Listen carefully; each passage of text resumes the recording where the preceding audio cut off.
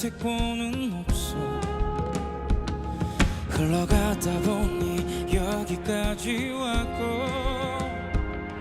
하고 싶은 말은 다 삼켜내는 life.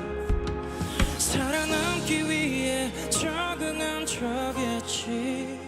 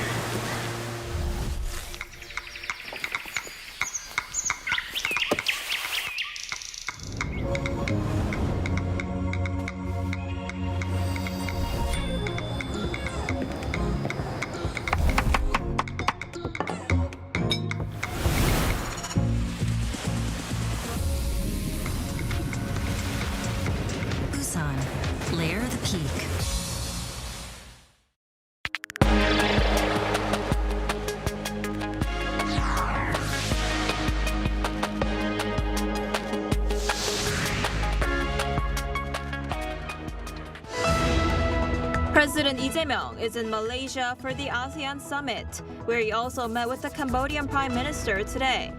Meanwhile, the APEC Economic Leaders Week kicked off today in Gyeongju as South Korea gears up to host a series of highly anticipated meetings.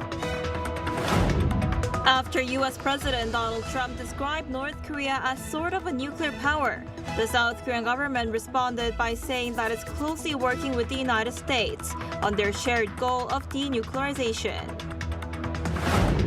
South Korean stocks continue to rally, with the benchmark KOSPI climbing above the 4,000 mark for the first time this morning.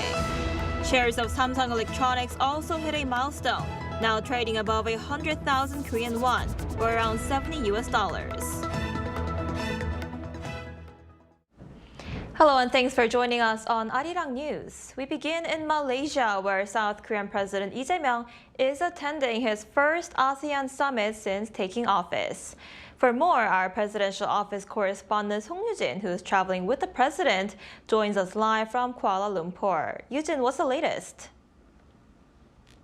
Good afternoon, Eunji. President Lee Jae-myung is currently attending the ASEAN Plus 3 summit, which brings together South Korea, Japan, and China, and of course, the ASEAN members. Now, before that, the president took part in the South Korea ASEAN summit, where he laid out South Korea's vision to further deepen the Comprehensive Strategic Partnership, or CSP, which is ASEAN's highest level of partnership established with Seoul last year. Now, this vision is based on the acronym CSP, standing for Contributor for the Dreams and Hope, Springboard for Growth and Innovation, and Partner for Peace and Stability. 한 아세안 연간 상호방문 1,500만 명 시대를 열고 사람 중심의 아세안 공동체 형성에 기여하겠습니다. 한 아세안 간 연간 교역액 3천억 불 달성을 향해 나아가겠습니다. 초국가 범죄, 해양 안보, 재난재해 등 영내 평화와 안정 수요에 보다 적극적으로 부응함으로써 회복력 있는 공동체 형성에 협력 기반을 확대하겠습니다. Now, for a bit of a context, last year there were just over 12 million mutual visits, while trade volume stood at 192.8 billion US dollars. The president also announced South Korea's plan to host a commemorative summit with ASEAN in 2029, marking 40 years of their partnership. Right, and Eugene, we also know that President Lee is holding one-on-one meetings with leaders of ASEAN countries on the sidelines of the summit, right? You're definitely right, Anji. So President Lee began his second and last day here in Malaysia with a bilateral meeting with Cambodian Prime Minister Hun Manet. Now, while the two leaders also discussed strengthening their strategic partnership, much of the focus was on joint efforts to combat online scam crimes, an issue that has been raising big concern here in South Korea after a college student was believed to have been lured by a scam gang, and also the repatriation of dozens of Korean nationals allegedly involved in similar crimes. So President Lee expressed appreciation for Phnom Penh's cooperation when Seoul's joint government response team visited recently to discuss the matter. 우리 대한민국에서는 현재 이 스캠 범죄 때문에 우리 국민들 전체가 매우 예민한 상태인데 우리 캄보디아 당국이 대한민국 국민들에 대해서 각별한 배려를 해주신 점 진심으로 감사드립니다. And the recent unfortunate development that involved one of Korean students that passed away in Cambodia. I would like to offer condolences for this unfortunate incident. The Cambodian Prime Minister said his government's top priority is dealing with cross-border crimes, including online scams, drug trafficking, and human trafficking, and he also called for broader multinational cooperation. Now, before heading back to Seoul this afternoon, the president will hold a meeting with Malaysian Prime Minister Anwar Ibrahim. That's all I have for now. Back to you, Anji. I see. All right, Eugene, thank you for that report. Do keep us updated. And also on the first day of his trip to Kuala Lumpur, President Lee Jae-myung also vowed institutional reform to ensure Koreans living abroad can exercise their right to vote without any inconvenience. He made the comments on Sunday local time while meeting the Korean community in Malaysia. The promise aligns with an earlier pledge to improve the overseas voting system. He also promised to make a country that overseas Koreans can be proud of. Meanwhile, on trade talks between South Korea and the United States, President Lee Jae-myung says the two countries remain stuck on major details of negotiations. In an interview with Bloomberg ahead of a meeting with his American counterpart Donald Trump this week, he said all the details remain sticking points, including the method of investment, the amount, and the timeline. He added that the United States will try to maximize its interests, but must not create catastrophic consequences for South Korea. The allies have been struggling to narrow key differences over the deal, including Trump's demand that Seoul make a $350 billion investment upfront in return for lower tariffs. And in other news, South Korea's top office said the government will work closely with the United States on their shared goal of denuclearization, after President Donald Trump referred to North Korea as sort of a nuclear power. Meanwhile, North Korea sent its top diplomat to Russia and Belarus, a move that could possibly make talks between the United States and North Korea less likely. Our Moon Ji-young reports. Following U.S. President Donald Trump's remarks referring to North Korea as sort of a nuclear power, a South Korean presidential official said on Sunday that Trump appeared to recognize the advanced reality of North Korea's nuclear capabilities rather than officially recognizing its status or abandoning nuclearization goals. They also reaffirmed close coordination with the U.S. on denuclearization.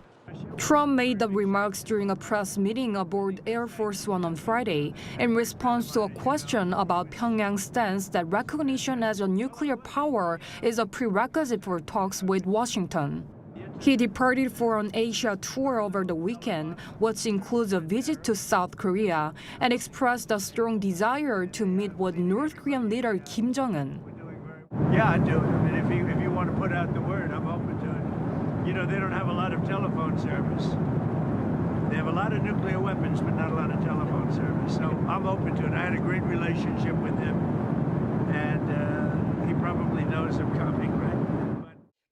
However, prospects of a U.S.-North Korea meeting seem to have dimmed as North Korean Foreign Minister Choi Sun-hee departed Pyeongyang for a trip to Russia and Belarus.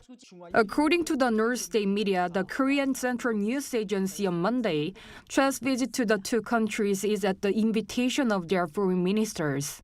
Her absence during the run-up to Trump's visit to South Korea suggests that talks between Kim and Trump are unlikely to materialize. 문지영, 아리랑 뉴스. Top U.S. and Chinese economic officials agreed on a framework for a new trade agreement ahead of a highly anticipated meeting between their two leaders.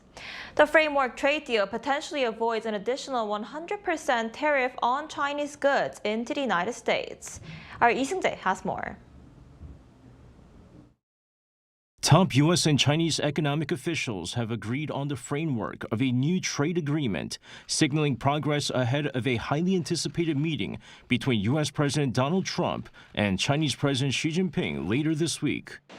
U.S. Treasury Secretary Scott Bessent and Trade Representative Jameson Greer met with Chinese Vice Premier He Lifeng and top negotiator Li Chenggang on the sidelines of the ASEAN summit in Kuala Lumpur on Sunday, marking the fifth round of in-person discussions since May. Speaking to ABC News on the same day, Bessent said the two sides averted further tariffs thanks to the maximum leverage provided by Trump. The president had given me maximum leverage when he threatened 100% tariffs if the Chinese imposed their rare earth global export controls. So I think we have averted that so that the tariffs will be averted. Bessent said a substantial framework was put in place for the two leaders, adding that China has agreed to delay its expanded licensing regime for rare earth exports by 1 year, a move seen as a concession to ease trade tensions. He also said that China has agreed on substantial agriculture purchases for U.S. farmers. Meanwhile, President Trump arrived in Malaysia on Sunday for the ASEAN summit, his first stop on a 5-day Asia tour that will culminate his face-to-face meeting with Xi in South Korea on Thursday. Both sides are hoping to defuse mounting trade tensions following months of tariff threats and countermeasures. The new framework, if finalized, could mark a turning point in the trade dispute, with officials emphasizing cooperation over confrontation as they prepare for the leaders' summit later this week. Lee Seung-jae, Arirang News.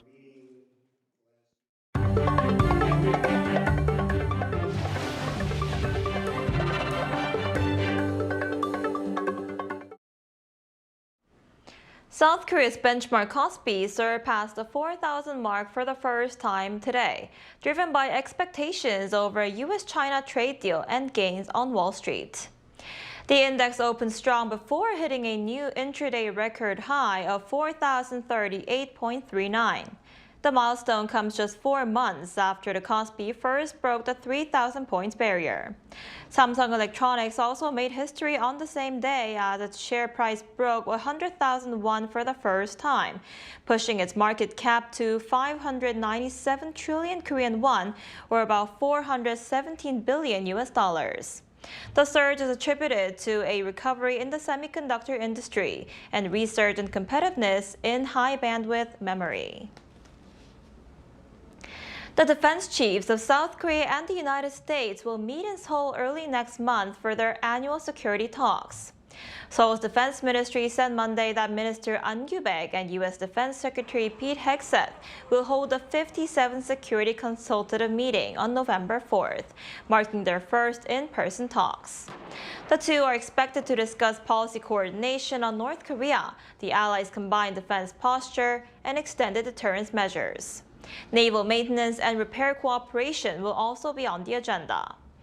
The ministry added that both sides aim to strengthen their alliance in a future-oriented and mutually beneficial way to address evolving regional threats and security challenges. Now, shifting gears, South Korea's National Assembly convened on the weekend in a rare show of bipartisan cooperation to pass bills banning healthcare, welfare, education, and environmental reform. Our political correspondent Moon Hee-ryun has the details.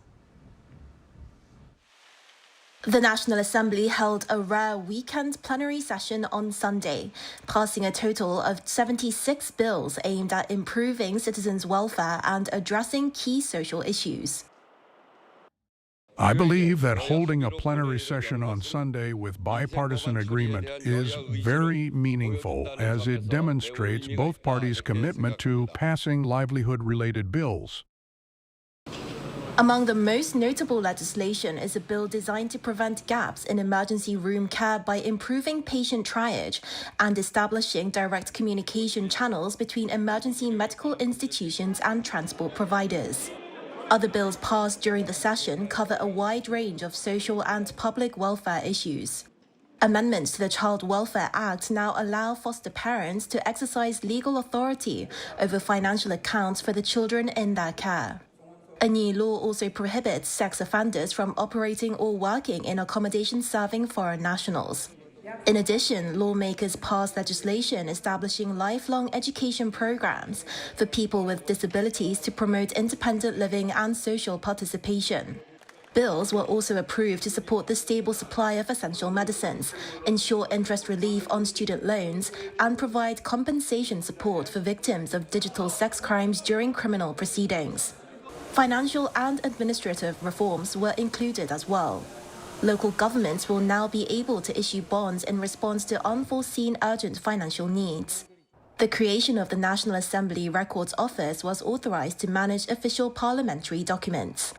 Environmental accountability was strengthened through enhanced procedures for greenhouse gas reduction plans aimed at achieving carbon neutrality by 2050. During the session, lawmakers also formally reported a notion for a parliamentary investigation into last year's Jeju Air plane crash at Muan Airport, signaling continued oversight of government affairs. Political observers say the session reflects growing pressure on lawmakers to focus on public welfare amid ongoing partisan disputes. Moon Hee-ryun, Arirang News.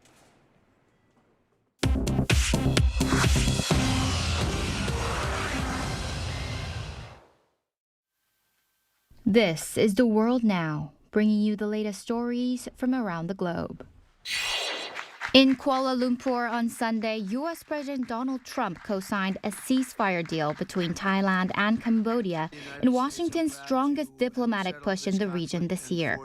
The truce, signed on the sidelines of the ASEAN summit, formalizes an earlier July agreement that halted 5 days of border fighting that killed dozens and displaced thousands.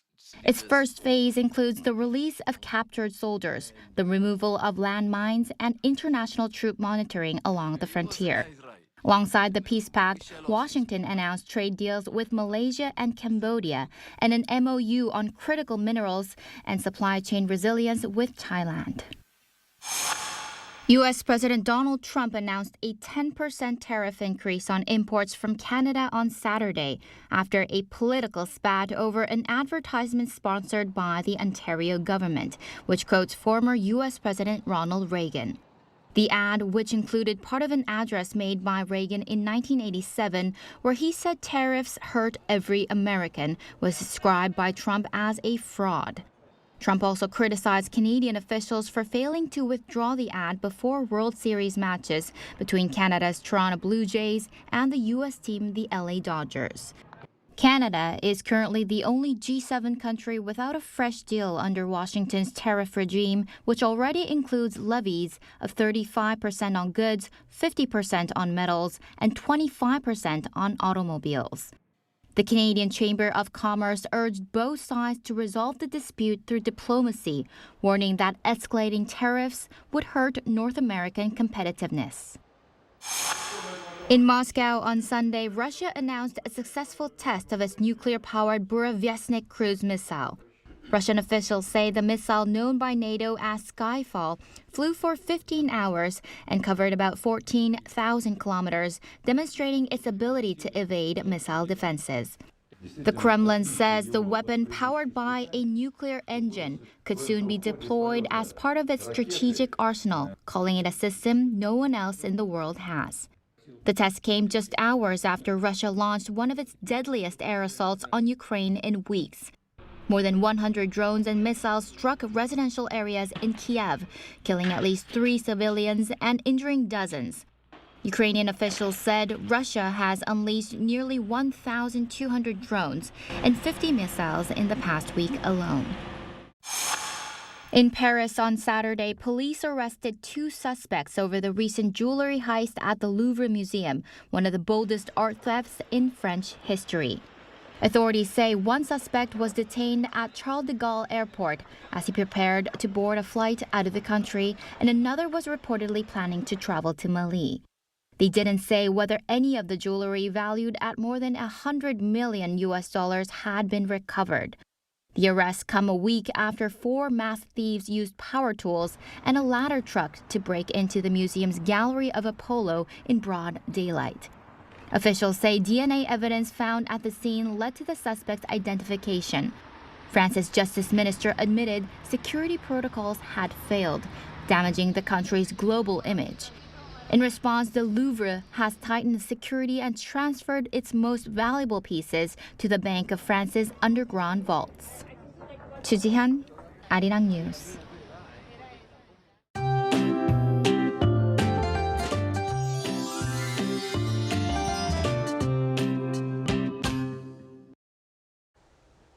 An unseasonably harsh cold front has brought early winter conditions back to the peninsula. The season's first cold wave advisories have been issued for the inland areas of central parts of Korea. And furthermore, strong winds advisories are active for parts of Chungcheong-namdo and the west coast of Jeollado provinces. The rest of the country is also dealing with biting cold winds that are driving down temperatures. Tomorrow will be even colder, with Seoul's morning low is forecast to drop down to further 2 degrees Celsius, and this round of severe cold snap will gradually recover to seasonal averages as we head towards the end of the week. This afternoon, daytime highs will remain chilly, only reaching 11 degrees here in the capital. Daegu, Gwangju will be topping out at 13 degrees, but skies will be mostly clear nationwide. Then we can look forward to return to a late autumn weather at the end of the week, with rain in the forecast on Friday in the capital area and west of Gangwon-do province.